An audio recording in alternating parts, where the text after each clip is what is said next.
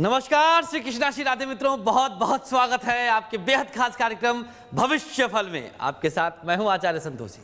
आज का दिन सोमवार का दिन, भगवान भोलेनाथ का दिन, भगवान शिव शंभू का दिन। आप जानते हैं इन्हें भोलेनाथ क्यों कहा जाता है? क्योंकि ये बहुत जल्दी प्रसन्न हो जाते हैं, बेहद भोले माने जाते हैं। अब आज के दिन हम आपको एक बहुत विशेष जानकारी देने वाले हैं। आज हम आपको बताएंगे कि अगर आप आज के दिन भगवान शिव के दिन को पूजन विधि, इनकी व्रत विधि और साथ ही साथ किस ग्रह से इनकी संबंध है, कौन सा ग्रह इनके पूजन से, भगवान शिव के पूजन से शांत हो सकता है, आपको पॉजिटिव फल दे सकता है, ये सब कुछ हम आपको आज बताएंगे। अगर आप सोमवार का व्रत रखते हैं तो आज समझ लीजिए कि जो जानकारी आपको मिलने वाली है ये अपने आप में बेहद विलक्षण जानकारी है। आपको ऐसे ऐसे बारीक और रहस्यात्मक जानकारी हम देंगे जिनके द्वारा आप भगवान शिव को जल्दी रिझा ही नहीं लेंगे, बल्कि इनसे आप अभीष्ट फल की प्राप्ति भी कर लेंगे। तो सारी जानकारी आप तक पहुंचने वाली है, कहीं ना जाएं, बने रहे हमारे साथ। आइए सबसे पहले जानते हैं आज का पंचांग।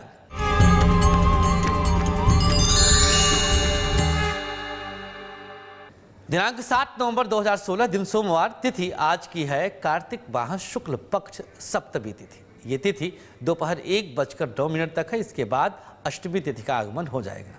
चंद्रमा मकर राशि में और नक्षत्र है आज का श्रवण। इस नक्षत्र का स्वामी भी चंद्रमा है, अर्थात चंद्रमा को ही भगवान शिव ने अपने मस्तक पर धारण किया हुआ है।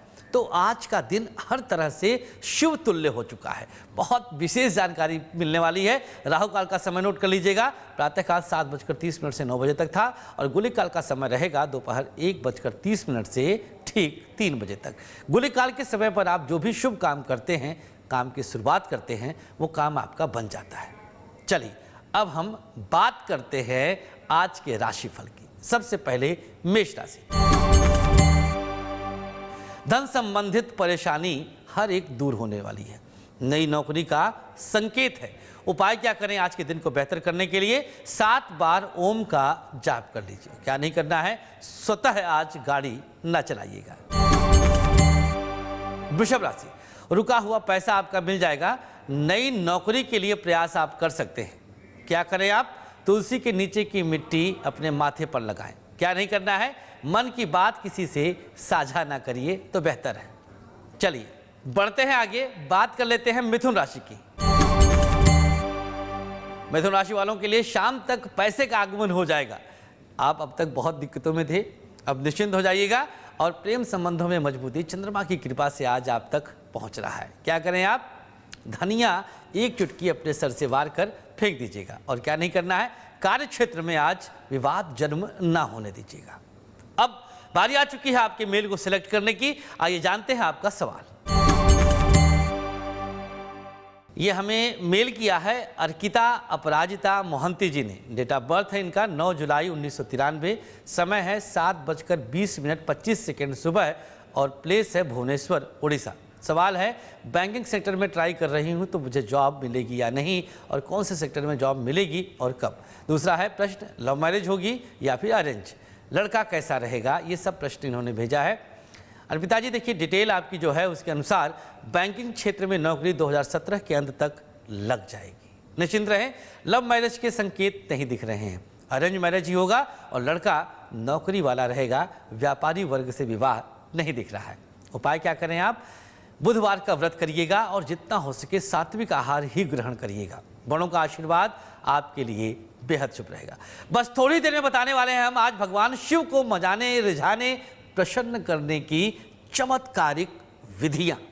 कई चीजें हम बताएंगे और एक महा शुभ उपाय बताएंगे जिससे भगवान शिव हमेशा आपसे रिझे रहेंगे, खुश रहेंगे।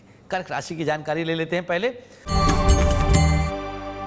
कोई बहुत दिनों से जो लंबित काम था, अधूरा था, वो बन जाएगा। परिवार में शांति का माहौल रहेगा। 3 लौंग किसी पेड़ के नीचे रख दीजिएगा और आज के दिन पिता की बातों को अनदेखा ना करिएगा।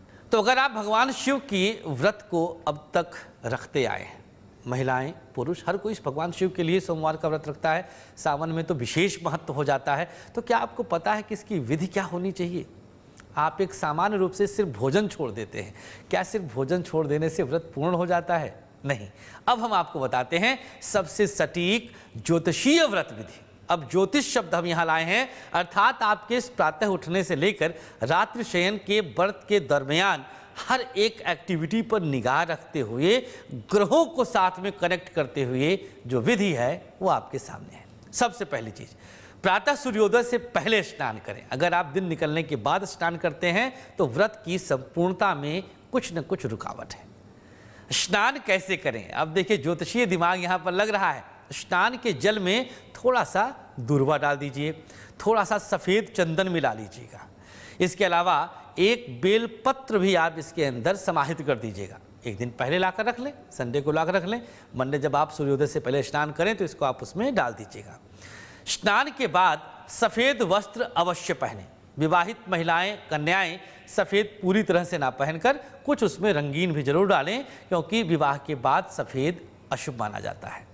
कि पुरुष भाई लोग जरूर सफ़ेद पहने। अब स्नान हो गया आपका, और ये ज्योतिषीय स्नान हो गया। उसके अंदर जो सामग्री डाला आपने वो हट कर था। अब क्या करना है? अब पूजन की थाली तैयार करनी है। अगर आप फलाहार व्रत रख रहे हैं तो फल पहले ही ला करके रख लीजिएगा और मन को पूरी तरह से शांत और संयत रखिएगा। अच्छा, जब पूजन की थाली आपने जो तैयार किया है, पूजा विधि अभी हम बताएंगे, तब बताएंगे उसमें रखना क्या क्या है। आप अभी ये जानें, स्नान के बाद थाली तैयार करना है। पृथ्वी पर ही आपको शयन करना है पूरे दिन। बिस्तर पर शयन करते हैं तो आप अपने व्रत को खंडित कर देते हैं। हम आज बहुत रोचक जानकारी दे रहे हैं, जिससे भगवान शिव, भगवान भोलेनाथ जल्दी प्रसन्न हो जाए। मन में किसी के प्रति दुर्भाव ना आने दें। पति पत्नी खास तौर पर कदापि ना लड़ें। पता चला कि आप व्रत भी किए हैं और पत्नी के साथ, या महिला व्रत है तो पति के साथ झगड़ा शुरू कर दे। वजह है इसके पीछे, भगवान शिव अर्धनारीश्वर के रूप में भी पूजित हैं। अर्थात भगवान भोलेनाथ का आधा अंग पुरुष का है, आधा अंग माँ पार्वती अर्थात स्त्री का है। तो आज के दिन जितना हो सके महिलाओं का खूब सम्मान करें। संध्या वेला में भी व्रत कथा का पाठ जरूर करिएगा।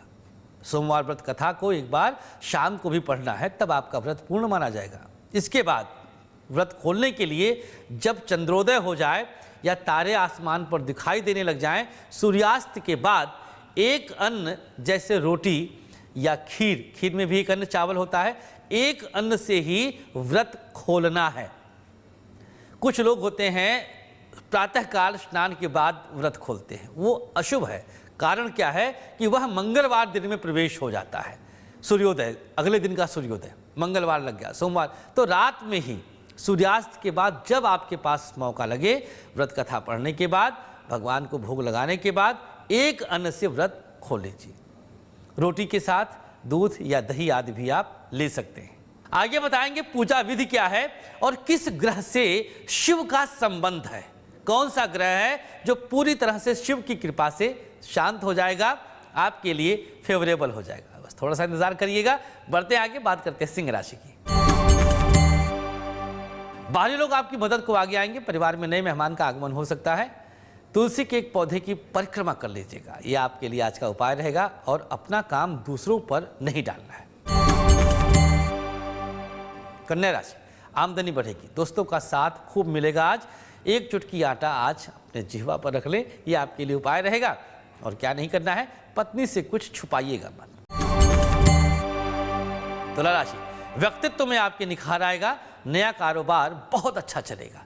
एक लौंग किसी पेड़ के नीचे डाल दीजिए। क्या नहीं करना है, मन की बात किसी को नहीं बताना है। वृश्चिक राशि, अनजान अपरिचित चिंता से आज मुक्ति मिलेगी। दवाओं पर हो रहा खर्च भी रुकेगा। क्या करें, गुड़ का टीका लगा लीजिए। क्या नहीं करना है, मां के साथ उलझना नहीं है। अब बारी आ चुकी है पूजा विधि, अर्थात व्रत हैं आप या नहीं भी हैं, सोमवार दिन आया, शिव को मनाना है, अपने फेवर में करना है, अपनी मनोकामनाओं की पूर्ति करनी है। तो क्या पूजा विधि हो जिस विधि से पूजन करने के बाद भगवान भोलेनाथ पूरी तरह से आपका फेवर कर लें, आपकी मनोकामना की पूर्ति कर दें, आपसे प्रसन्न होकर तथास्तु कहते हुए वरदान दे दें। आइए जानते हैं पूजा विधि। पूजन की थाली स्नान के बाद जो आपने सजाई थी उसमें क्या क्या सामान रहेगा ये आपको पता ही है। भगवान शिव के निमित्त पंचोपचार पूजन कर रहे हैं, षोडशोपचार पूजन कर रहे हैं, सब सामग्री में सजा लीजिएगा। दूध, दही, इसके अलावा बेलपत्र है, धतूरा है, भांग है, लौंग है, छोटी इलायची है, ये सब सामग्रियाँ अपने थाली में सजा लीजिएगा। इत्र है, सुगंधिम पुष्टिवर्धनम, ये भी होता है, सुगंध से पुष्टि की वृद्धि होती है, तो इत्र भी आप रख सकते हैं। सब सामान सजाने के बाद आप थाली अपने सामने रखें। अच्छा, जब आप थाली में सामान रख रहे हो उससे पहले उसमें आप बेलपत्र बिछा लीजिए, ये शुभ है। नहीं मिल रहा है तो कुछ पुष्प आदि भी रख सकते हैं। बेलपत्र ना मिले, दूर्वा रख दीजिए। इसके बाद भगवान शिव का विग्रह स्वरूप शिवलिंग सम्मुख अपने रख लीजिए। गंगा जल से उस पर छिड़काव करिए और अपने सामने रख करके श्वेत पुष्प रख दीजिए। फिर जो सामग्री आपने थाली में सजाया है उसमें से एक एक सामग्री भोलेनाथ के चरणों में, शिवलिंग पर या उनकी मूर्ति के सामने चढ़ाते जाइए और मन ही मन शिव मंत्र चलता रहे। शिव पंचाक्षरी मंत्र, ओम नमः शिवाय, ओम नमः शिवाय, ओम नमः शिवाय, इस तरह से मंत्र को मानसिक रूप से आप जपते रहें। कच्चा दूध ले लें, उसे आप शिवलिंग पर अर्पित कर दीजिए। दुग्ध अर्पण के बाद, दूध चढ़ाने के बाद सादा जल भी शिवलिंग को जरूर चढ़ाया जाता है।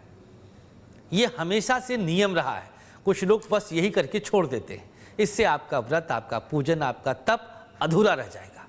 ये सब कुछ करने के बाद इसके बाद फिर धूप बत्ती दिखाइए, जो भी आपने रखा हुआ है, जिस भी सुगंध का है, और फिर घी की आरती करें। फिर आप भभूति से शिवलिंग पर तिलक कर दीजिएगा। यह करने के बाद, आरती आदि गाने के बाद आपका पूजन संपूर्ण होता है और शिव शंभू आपसे प्रसन्नता के निमित्त तैयार रहते हैं कि अब तो आपसे रिझेंगे ही, अब तो आपसे प्रसन्न होंगे ही। आगे बताएंगे हम भगवान शिव को सदा अपने पक्ष में करने का एक नायाब उपाय। क्या उपाय है, और यह भी जानकारी मिलने वाली है कि भगवान शिव के पूजन से कौन सा ग्रह शांत हो जाता है। जानना चाहते हैं, कहीं ना जाए, बने रहे हमारे साथ। बढ़ते हैं आगे, पहले धनु राशि की बात करते हैं, लेकिन थोड़ा सा इंतजार करिएगा। धनु राशि वाले, वक्त हुआ है एक छोटे से ब्रेक का। ब्रेक के बाद ये सारी जानकारी आप तक पहुंचने वाली है।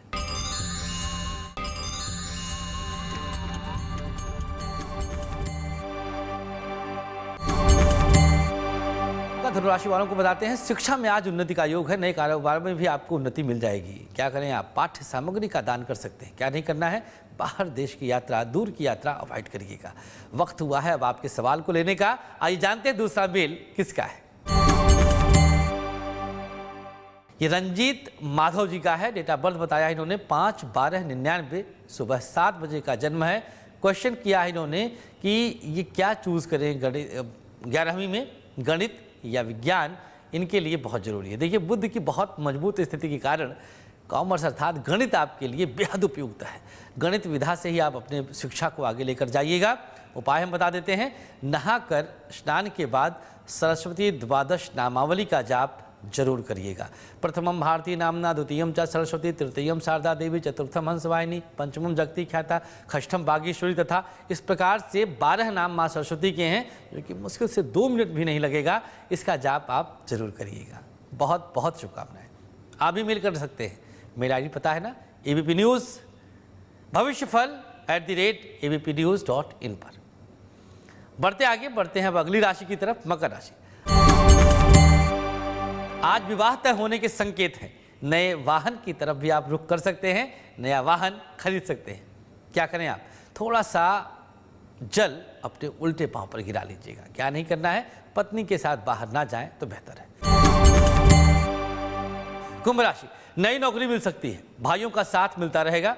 उपाय क्या है, शहद चाटते हुए अपने दिन की शुरुआत करिए। शहद आप थोड़ा सा खा लीजिएगा। क्या नहीं करना है, कोई वृक्ष ना काटे। मीन राशि, जल्दी कोई बहुत बड़ा काम बनने वाला है, धन बल मजबूत रहेगा। क्या करें आप, 1 बूंद सरसों का तेल सर से वार कर फेंक दीजिए। क्या नहीं करना है, दोस्त की बात आज ना मानिएगा, उसमें आपका नुकसान हो सकता है।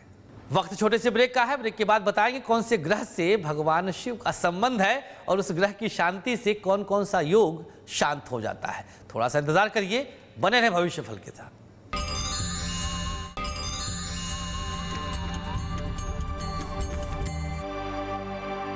ब्रेक के बाद आपका फिर से स्वागत है। अब बताते हैं आपको कौन सा ग्रह और कौन से योग हमेशा के लिए शांत हो जाते हैं शिव पूजा और शिव व्रत से।